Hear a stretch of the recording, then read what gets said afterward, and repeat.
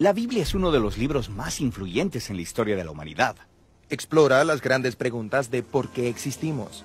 Ha inspirado a muchas personas a hacer cosas asombrosas.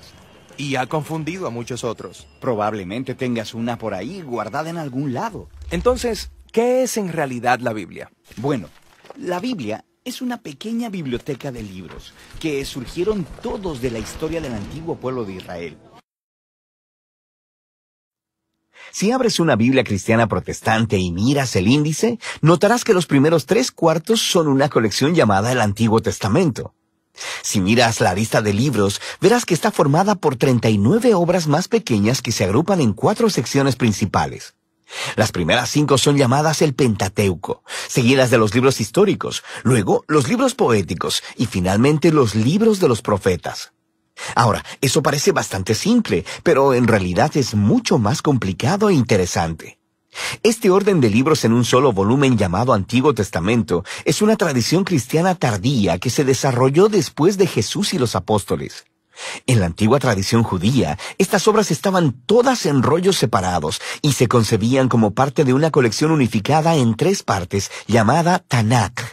Es un acrónimo hebreo para Torah, que significa instrucción, Nevi'im, que significa profetas, y Ketuvim, que significa escritos. Ese Tanakh tiene los mismos libros que el Antiguo Testamento protestante, pero en un orden diferente. La Torá corresponde al Pentateuco, pero los profetas consisten de 4 libros históricos narrativos y luego 15 obras que reciben su nombre a partir de profetas específicos. Después siguen los escritos, una diversa colección de textos narrativos y poéticos. Ahora, este diseño en 3 partes es muy antiguo. Es referido en los textos judíos antiguos, como en los rollos del Mar Muerto, el libro de Sirásida, e incluso Jesús de Nazaret lo mencionó. Y eso es porque esta forma en 3 partes está entretejida en los mismos rollos. Si pones atención, descubrirás que cada rollo ha sido coordinado mediante referencias cruzadas que unen cada obra a la colección en 3 partes. Entonces, ¿quién juntó todos estos rollos? Fue un proceso largo. Algunos de los contribuyentes famosos son nombrados como Moisés y David, pero la mayoría de los autores permanecen anónimos. En la Biblia son llamados simplemente escribas o profetas. Estos rollos tomaron forma a través de la historia de Israel, conforme las generaciones de escribas proféticos reunieron historias y poemas más tempranos, y los integraron en composiciones más grandes, y eventualmente moldearon todo este material en una librería unificada de rollos, el Tanakh. Es claro, a partir de los textos en los Salmos y los Profetas, que estos escribas proféticos creían que el Espíritu de Dios los estaba guiando a lo largo de todo este proceso, que a través de estas palabras humanas, Dios le habla a su pueblo. Esta es la razón por la que atesoraban estos textos, estudiándolos y componiendo una colección unificada. No sabemos cuándo exactamente fue terminado el proceso, pero fue en algún momento en los últimos siglos antes del tiempo de Jesús. Es su forma final. El Tanakh ofrece una interpretación profética de la historia de Israel que dice revelar los propósitos de Dios para rescatar a todo el mundo. Y aunque no podemos hacer justicia a la colección entera en solo un video, es útil que hagamos un repaso general de lo que tratan estos rollos. La Torá comienza con Dios creando y bendiciendo un gran terreno, nuestro muy buen mundo. Dios se lo confía a una criatura que refleja la imagen divina, un humano, o en hebreo, Adán. Dios comisiona a la humanidad para gobernar el mundo como reyes y reinas de la creación. Y la pregunta es si ellos confiarán en la sabiduría de Dios para discernir el bien y el mal, o tomarán autonomía y definirán el bien y el mal por ellos mismos. Pero hay otra criatura con los humanos, la misteriosa serpiente. En su rebelión contra su creador, engaña a los humanos para que se rebelen neciamente contra la generosidad de Dios. Como resultado, la humanidad es separada de su fuente divina de vida y exiliados del jardín de la bendición para morir en un peligroso desierto. A partir de ahí, la humanidad continúa esparciendo y redefiniendo el bien y el mal, y las cosas rápidamente se ponen mucho peor. Ellos construyen ciudades plagadas de violencia y opresión, lo que conduce a la fundación de una ciudad llamada Babilonia, donde las personas se exaltan a sí mismas como si fueran Dios. Y así se establece el conflicto básico de la trama de la Biblia entera. Dios quiere bendecir a su mundo y gobernarlo a través de los humanos, pero ahora los seres humanos son el problema. Están bajo la influencia de la maldad, son estúpidos y miopes y se dirigen a la autodestrucción. Y todo esto nos prepara para la solución de Dios. Necesitamos una nueva clase de humano. Así que Dios promete que vendrá un nuevo humano que no se rendirá delante de la serpiente. De hecho, la quebrantará y será quebrantado por ella. A partir de ahí, la historia sigue el linaje de la promesa hasta un hombre y una mujer, Abraham y Sara. Dios les confió la misma bendición divina dada a la humanidad en la primera página.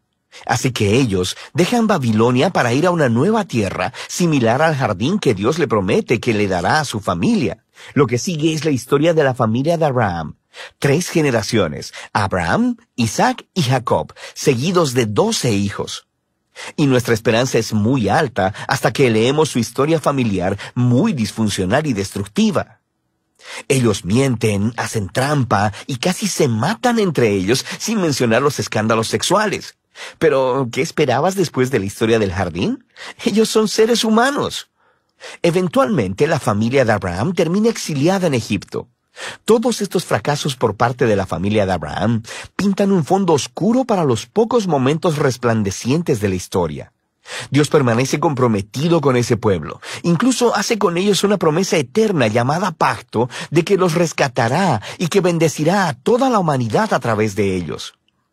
El cómo no está muy claro, pero la familia de Abraham está en su mejor punto cuando dejan sus planes egoístas y confían en la promesa de Dios con una fe radical.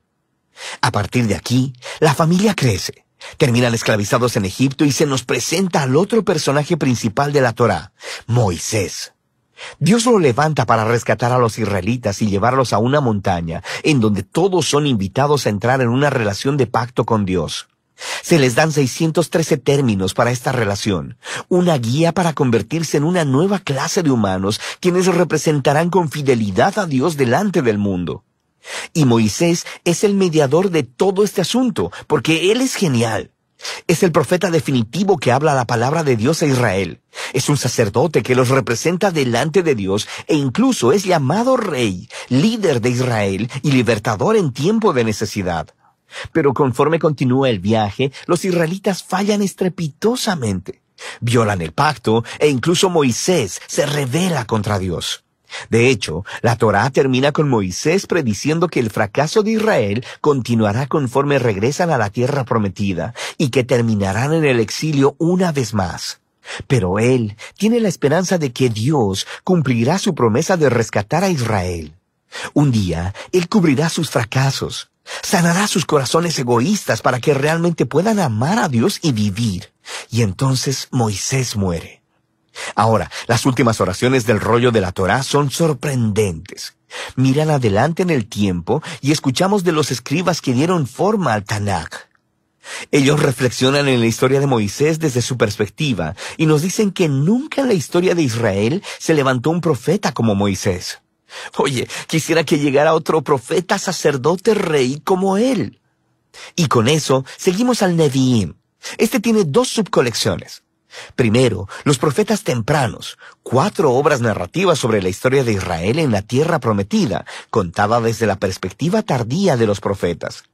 Las cosas empiezan muy bien con el liderazgo de Josué. Se nos dice que él es exitoso porque es justo como Moisés y medita en la escritura día y noche. Pero eventualmente, incluso Josué fracasa, empezando el largo y violento descenso de Israel a la autodestrucción, como Moisés y la historia del jardín anticiparon. Estas historias se enfocan principalmente en el fracaso de los reyes, profetas y sacerdotes de Israel. Cómo ellos mienten, hacen trampas, se matan unos a otros y adoran a ídolos. Es básicamente una repetición más larga y sangrienta de los fracasos de sus antepasados, pero hay algunos momentos resplandecientes. Dios reafirma su promesa de pacto de bendecir a la humanidad a través de un nuevo humano. Será un rey del linaje de David. Tienes algunas historias de personas como David y Salomón que tienen momentos como Abraham, cuando confían en Dios, pero nunca dura mucho. Y por supuesto, la familia de Abraham termina justo ahí donde empezó, conquistada y exiliada en Babilonia. Pero recuerda, toda esta historia está siendo contada desde la perspectiva posterior de los profetas, y ellos saben que el exilio no es el final. Así que diseñaron estas historias del pasado de Israel como indicadores a su esperanza futura. Cuando Dios rescate a su pueblo de Babilonia, enviará un nuevo rey que será como lo fueron Moisés, David y Salomón en su buena época. De hecho, de eso trata la segunda parte del Neviim, los profetas tardíos. Hay 3 obras largas y 12 obras cortas, conectadas con profetas específicos. Este diseño intencionalmente recuerda a los 3 más 12 ancestros de Génesis, cuyas historias de fracaso contienen las semillas de esperanza futura. Estos rollos proféticos están llenos de referencias cruzadas que enlazan a la narrativa de la Torá y los profetas y siguen desarrollando la historia.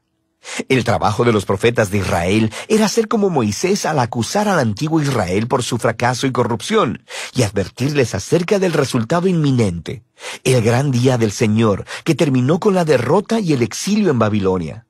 Pero los profetas también prometieron que Dios tenía el propósito de purificar a su pueblo y recrear un nuevo Israel, quien sería fiel como lo fue Abraham.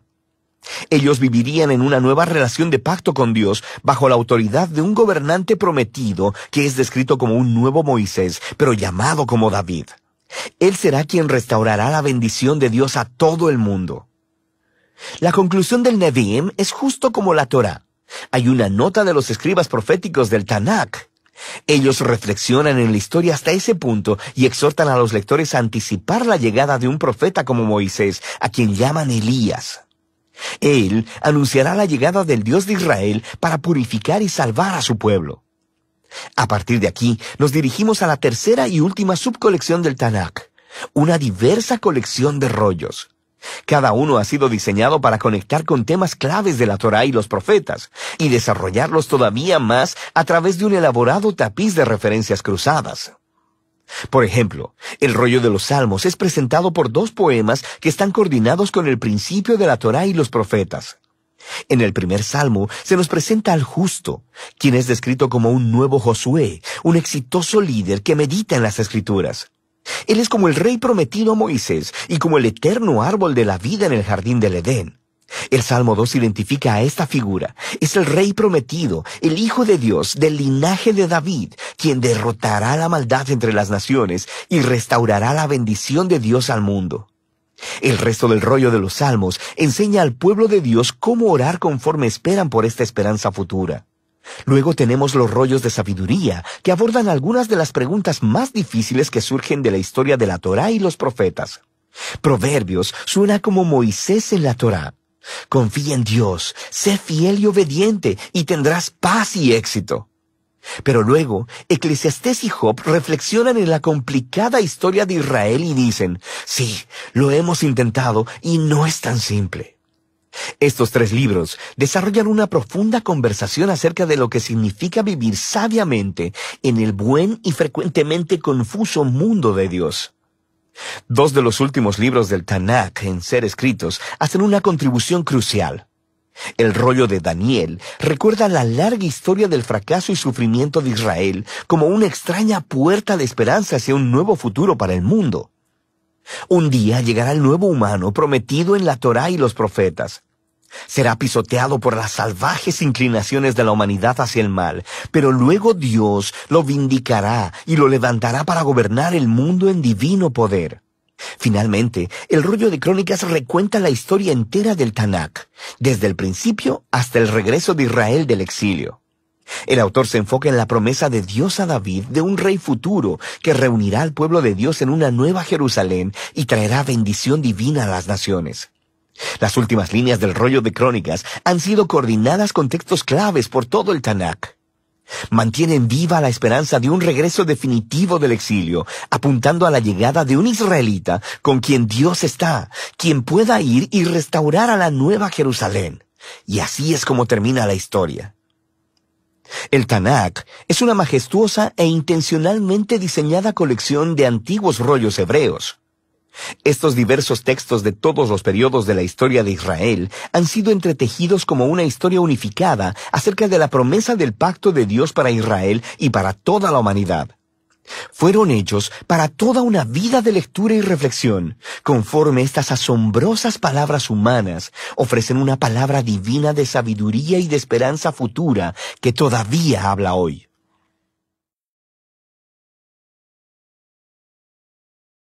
El Nuevo Testamento. Si abres la Biblia en el índice, verás que está formada por dos grandes colecciones, el Antiguo y el Nuevo Testamento. La palabra testamento se refiere a una relación de pacto, de lo cual tratan ambas colecciones. Ellas cuentan una historia épica y complicada de la relación de pacto de Dios con Israel y con toda la humanidad. El Antiguo Testamento es llamado Tanaj en la tradición judía. Es una colección unificada de rollos compuesta de 39 textos israelitas que abarcan más de 1000 años. En contraste, todos los 27 libros del Nuevo Testamento fueron escritos en un periodo de entre 30 y 40 años. Todos fueron escritos por la primera generación de seguidores de Jesús. Desde muy temprano, las comunidades cristianas empezaron a reunir estos textos y a leerlos junto con el Antiguo Testamento como una sola historia que lleva a Jesús. El Nuevo Testamento comienza con 4 libros narrativos que juntos se conocen como el Evangelio. Cuentan la historia de la vida, muerte y resurrección de Jesús de Nazaret como un anuncio de buenas nuevas. A estos le sigue una quinta obra narrativa llamada Hechos de los Apóstoles. Aquí, el Jesús resucitado comisiona a los apóstoles, una palabra que significa los enviados, quienes son nombrados representantes de Jesús para esparcir las buenas nuevas acerca de Él a través del mundo antiguo. Después de Hechos, viene una colección de cartas de parte de los apóstoles. Estas fueron escritas para proveer enseñanza y dirección para las comunidades locales de seguidores de Jesús, llamadas iglesias. Hay 13 cartas del apóstol Pablo, y no están ordenadas conforme fueron escritas, sino de la más larga a la más corta. Luego está la carta a los hebreos, escrita por un asociado de los apóstoles, cercano pero anónimo. Después están las cartas de Santiago, Judas, Pedro y Juan. 2 fueron hermanos de Jesús y 2 estuvieron entre sus primeros seguidores. El último libro del Nuevo Testamento es el Apocalipsis, una carta a 7 iglesias que revela una palabra profética de consuelo retador para todos los seguidores de Jesús. Así que esos son los libros del Nuevo Testamento. Pero, ¿de qué se tratan? ¿Y cómo se conectan con el Antiguo Testamento para formar una sola historia? Piénsalo así. La Biblia es una larga y épica narrativa con múltiples movimientos o actos. El Antiguo Testamento cuenta la primera serie de actos que te proveen de todo lo que necesitas para darle sentido a la historia que sigue. Los temas centrales y el conflicto de la trama están ordenados en patrones de diseño. Entonces, en el Nuevo Testamento, todos estos son retomados y llevados hacia Jesús, quien es la culminación de las historias. Déjame mostrarte lo que quiero decir. El primer acto es acerca de Dios y toda la humanidad. Dios provee un maravilloso jardín templo para los humanos, quienes fueron hechos para ser los compañeros de Dios en gobernar el mundo. Pero los humanos son necios y ceden a la tentación oscura y se rebelan contra la sabiduría de Dios. Así que son exiliados al desierto, donde empiezan a matarse unos a otros. Ellos construyen ciudades que esparcen su egoísmo y opresión hasta llegar a la gran y malvada ciudad de Babilonia. Pero Dios ama al mundo y a sus humanos necios, así que pone en movimiento un plan al prometer la llegada de un nuevo humano que destruirá la maldad que nos ha seducido a la autodestrucción. El siguiente acto de la historia bíblica trata de Dios e Israel y desarrolla los temas y patrones del primer acto. Dios llama a una nueva humanidad fuera de Babilonia, hacia una maravillosa tierra jardín, Abraham, Sara y sus descendientes, los israelitas. Dios promete que a través de ellos la bendición divina será restaurada a todas las naciones. Seguramente estos son los nuevos humanos que estamos esperando, pero los israelitas repiten la rebelión de la humanidad contra Dios, construyendo sus propias ciudades violentas que llevan a la autodestrucción y a otro exilio en Babilonia. Pero Dios mantiene su promesa de que el nuevo humano vendrá del linaje de Abraham. Será un sacerdote rey, quien ahora tendrá que rescatar de Babilonia tanto a Israel como a la humanidad, para así restaurar la bendición de Dios al mundo. Ahora, nota cómo estos dos actos están diseñados de acuerdo al mismo patrón. El segundo acto es una versión más larga y violenta del primero, y juntos exploran la trágica condición humana, pero también resaltan la promesa de Dios, la cual se desarrolla más en el siguiente acto, los profetas y poetas del Antiguo Testamento. Los profetas acusaron a Israel y a todas las naciones por su maldad, y anunciaron que un día Dios mismo llegaría para traer el día del Señor y rescatar a su mundo de Babilonia. Él lo haría a través de un sacerdote real prometido, quien sufrirá como esclavo y morirá por los pecados de Israel y toda la humanidad, pero luego será exaltado como rey sobre las naciones. Él llamará a las demás personas a dejar Babilonia y unirse al nuevo pueblo del pacto que se asociará con Dios para gobernar sobre una nueva Jerusalén, esto es, sobre una nueva creación. El Antiguo Testamento concluye anticipando un nuevo acto en la historia. Y cuando te diriges al Nuevo Testamento, es la misma historia, continuada ahora en Jesús. Veamos cómo. El registro de los 4 evangelios introduce a Jesús de Nazaret como el prometido hijo de Abraham, que restaurará la bendición de Dios a las naciones, y también como el nuevo humano que derrotará la maldad y quien restaurará a la humanidad para unirse con Dios. Así que Jesús es presentado como un humano y algo más. Él iba anunciando la llegada del reino prometido de Dios y habló y actuó como si fuera el rey divino de Israel. Pero en lugar de llamarse rey, Jesús se refirió a sí mismo como el Hijo del Hombre, esto es, el humano que actuaría como siervo. Los evangelios están declarando que en Jesús, el Dios de Israel, se ha hecho el israelita fiel y el verdadero humano que todos fuimos creados para ser, pero que hemos fallado. La misión de Jesús era confrontar la oscura maldad que acecha detrás de la maldad de la humanidad, seduciéndonos al egoísmo, la violencia y la muerte. Pero, ¿cómo derrotas esa clase de maldad?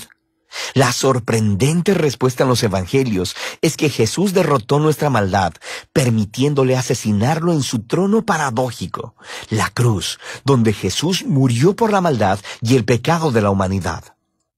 Y ahí es donde Él vivió lo que enseñó, que la no violencia, el perdón y el amor sacrificial son las cosas más poderosas del universo. Y debido a que el amor de Dios por este mundo es más fuerte que la maldad o que la muerte, Jesús fue levantado a una nueva vida como el prototipo de una nueva humanidad. Y esto nos lleva a la historia de Hechos. A través del Espíritu, Dios empodera a los seguidores de Jesús para esparcir la vida y el amor de Jesús en el mundo, conforme invitan a las personas a dejar su vieja humanidad y unirse a la familia multiétnica de Jesús, una nueva humanidad. Aquí es donde las cartas de los apóstoles encajan en la historia. Aquí, los apóstoles se dirigen a las primeras comunidades cristianas y muestran cómo las buenas nuevas de Jesús, el Rey resucitado, cambian la historia y deben moldear cada parte de nuestras vidas. También explicaban las buenas nuevas, recurriendo constantemente a las historias del Antiguo Testamento y las historias de Jesús, mostrándonos cómo ver nuestras propias historias como parte de la épica historia bíblica. Toda la humanidad está atrapada en un exilio babilónico, pero Jesús vino para crear un nuevo hogar. Todos estamos viviendo en diferentes clases de esclavitud egipcia, en el egoísmo y el pecado, pero Jesús murió como el Cordero de la Pascua para liberarnos hacia la tierra prometida. Nuestra vieja humanidad está sujeta al polvo de la muerte, pero la resurrección de Jesús abrió un nuevo futuro para una nueva humanidad. Vivimos aquí en la era de maldad presente, pero a través de Jesús y del Espíritu, una nueva creación ha sido abierta aquí y ahora. Esto nos lleva al libro de Apocalipsis, en donde la historia bíblica completa confluye en imágenes y simbolismos poderosos. Jesús es presentado como un cordero inmolado lleno de sangre, que es exaltado como el divino Rey del mundo. Él está sacando a su pueblo de la esclavitud y el exilio en Babilonia. Y conforme ellos resisten la influencia de Babilonia, podrían tener que sufrir junto con su líder inmolado. Pero cuando sigues al Rey resucitado, ni siquiera la muerte puede prevenir la llegada de la nueva creación, que aquí es presentada como el jardín templo de la Nueva Jerusalén, el verdadero hogar de la humanidad después de su largo exilio. Así que en la última página de la Biblia, el cielo y la tierra se han reunido y los nuevos humanos toman la tarea que les fue asignada desde la primera página de la Biblia: gobernar juntos el mundo en el amor y el poder de Dios. El Nuevo Testamento es una asombrosa colección de documentos. Ellos representan el testimonio de los apóstoles que nos apunta hacia Jesús resucitado. Y a través del Espíritu de Dios, estas palabras humanas han estado transmitiendo una palabra divina de esperanza desde el primer siglo hasta el siglo XXI. Cada libro nos muestra cómo Dios, a través de Jesús y del Espíritu, está llevando nuestro mundo a su meta final, una creación renovada. Y así, el final de la historia es en realidad el principio de una nueva historia que todavía está pendiente de ser contada. Y de eso trata el Nuevo Testamento.